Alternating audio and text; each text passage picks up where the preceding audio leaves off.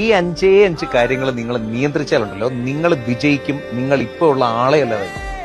ഒന്നാമത്തേത് സെൽഫ് ഡൗട്ടിനെ ഇല്ലായ്മ ചെയ്യാൻ. ഒരിക്കലും നിങ്ങൾ നിങ്ങളുടെ കഴിവിനെ കുറിച്ച് സംശയിക്കരുത്.